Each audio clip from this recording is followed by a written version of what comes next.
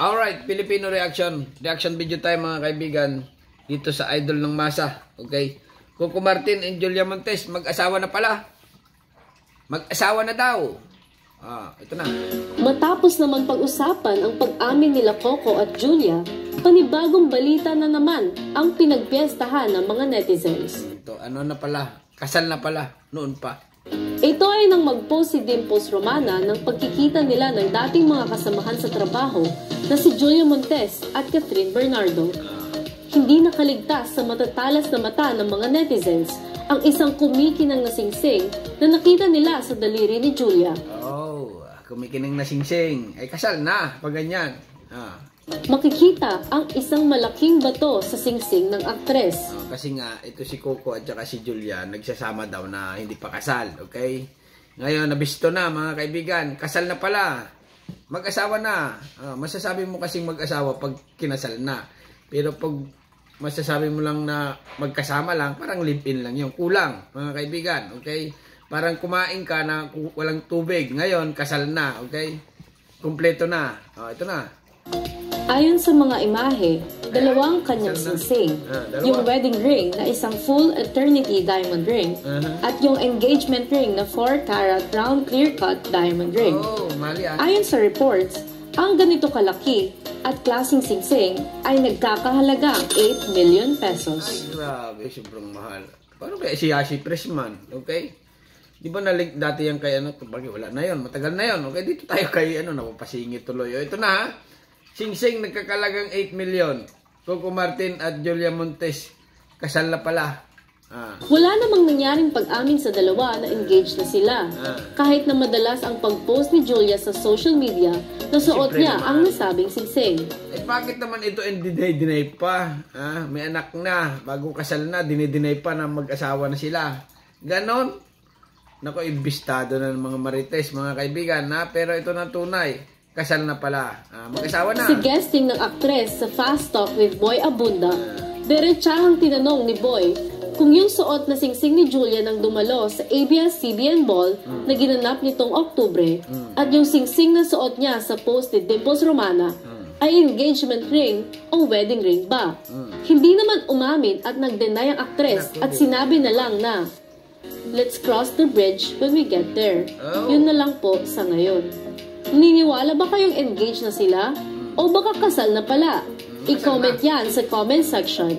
At dyan na nagtatapos ang ating video. Ay nako, ako naniniwala mga kaibigan dito kay Coco at saka Julia Montes. Kung ako tatanungin, kasal na ito, tagal na. Okay? Baka sa simbahan ito kinasal. Kasi nga si Coco Martin, hindi magpakasal ito sa mga uwis-uwis lang sa tingin ko. Okay? Astig ito, astig. Batang Quiapo. Ang probinsyano, okay? Kaya sigurado itong news na ito na Coco Martin at Julia Montes ay kasal na pala. Tunay ito, okay? Kasi nga yung mga balibalita dito about na siyempre nag-aagam-agam pa, okay, nagdadalawang isip pa sila siguro sa pag-amin. Or yung mga marites nagdadalawang isip, ay hindi pa mag-asawa yan. Live-in lang yan, okay? Live-in lang yan.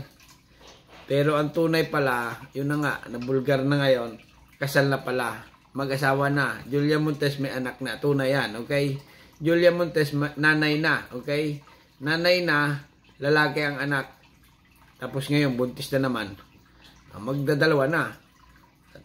Ito naman si Coco Martin na ito, ayaw pa aminin na pa-deny-deny pa, ang buhay artista talaga. Kung ako lang dyan, kung ako kay Coco Martin, ay, ano niya? Kasal na kami niyan, mag-asawa na, nagsasama na kami niyan. Wala namang masama, di ba? Marami rin ng boto kay Julia, marami rin ng boto kay Coco Martin. Na sila, maging sila. Kaya lang, medyo baka ito may nangyayaring something pa rin kay Coco.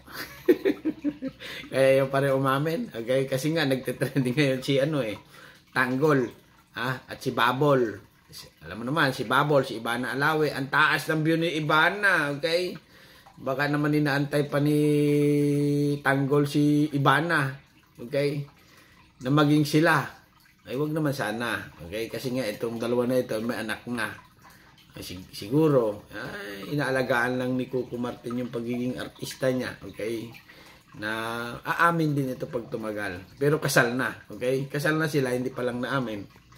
Kasi nga, alam naman, ang mga fans, gusto nila laging single, okay? Yung pinapanood nilang mga aktor, gusto nila ay dalaga at binata, katulad ni Tanggol, okay? Kasi nga, pag sinabi mong si Coco Martin may asawa na, medyo mga fans maalangan, okay?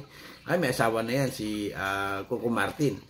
Bakit nagle-lips to lips pa sila ni Mukang, ganon. Siyempre maalangan. Siyempre dinay muna ngayon, wala, hindi pa kasal, okay? Or hindi pa. Pero tunay nga mag-asawa na, okay? Kung mapapanood nyo mga kaibigan yung Tanggol ngayon, Batang Quiapo, si Mukang at saka si Tanggol nag-hotel, okay? Nung pumunta sa hotel, nagselos si Babol, si Ibana, okay? Kasi nga si Tanggol at saka si Mukang nagganunan, okay? Nagganunan sa hotel. Alam na yon. Okay, mahirap banggitin eh. Baka sabihin nyo naman eh. Kaya itong si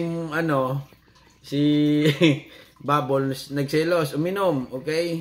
Nung uminom, napagtripan sa bar, pinagbubugbog ni Babol yung mga lalaki. Nandito na tayo sa Batang Quiapo, ano ba yan? Pero ito tunay nga mga kaibigan, kinukwento ko lang yung ano nga nila ngayon. Ito si Coco Martin at Julia Montes ay tunay nga ito, kasal na, mag-asawa na, matagal na, noon pa. Ngayon lang siyempre, binabalik-balikan lang ng mga fans, gusto marinig siguro na siyempre yung mga ibang fans medyo naalangan, ano ba talaga nangyayari dyan sa dalawa, bakit hindi umaamin, okay? Pero ganito kasi yan, kaya hindi umaamin. Siguro pinapangalagaan pa rin ni Coco Martin yung pagiging binata. Okay? Ganon din si Julia. Para hindi makasira yung kanilang, ano ang tawag dyan? Pagiging artista. Okay? Bahala na sila. Siguro ganyung plano lang talaga nila na wag umamin, mga kaibigan. Pero maliwanag nga, maliwanag pa sa sikat ng araw, ito ay mag-asawa na. Nagsasama na at may anak na. Okay? Yung istorya naman ng Batang Quiapo ay napakaganda, mga kaibigan. Kasi nga, itong si Tanggol at saka si Mukang ay nagganuna na, okay? Selos to the max, si Babols. Okay, ngayon si Babol dito ay nagselos nga, okay? At itong si, anong pangalan, Ramon, natukoy yung hotel na pinunta na ginanuna ni Mukang at ni yung pinagtulugan, okay? Ngayon itong si Mukang nakuha uli ni Ramon. Okay, ganun ang istorya niyan ng Batang Quiapo. Tapos si ano pangalan nito? Tanggol. Okay, si Tanggol at saka si Babol ay nakabalik doon sa kulungan kasi nga kung hindi sila babalik ay matotodas or totodasin na yung mga friends. Okay, ni ganun ang mangyayari niyan eh. Pagkatapos doon sa nakulungan na sila, nakabalik na sila, si Tanggol dito binugbog, mga kaibigan, binugbog ito. Okay, pagkatapos ng binugbog, pinatawad, Chief Espina, ganun, pinatawad. Tapos, ang istorya niyan, nagkaroon ng riot. Okay, nung magka-riot ngayon, itong si, yung kalaban ni, si Bandolf. Si Bandolf dito, ay natsugi, okay? Nagkarambola, natsugi ni Tanggol, okay? Kaya itong si Espina, napabilib na naman. Okay, napabilib, nagtiwala na naman siya kay Tanggol. Kasi nga, sibong, okay, sibong yun. Natodas ni Tanggol. Ganon ang nangyari, mga kaibigan. Pero itong si, natodas na, sibong, sibong, ganon, sa kulungan, natodas na. Kaya itong si Tanggol, pinagbigyan niya ulit. Tatapusin niya yung mission niya. Kasi nga, yung tinodas nila, ay buhay-buhay pa. Ganon. Ganyan. Okay, magkakaroon ulit ng misyon. Pagkatapos niyan, alam ko istorya niyan eh. Naparod ko na. Hanggang ending, mga kaibigan. Alam kong Batang Quiapo ngayon.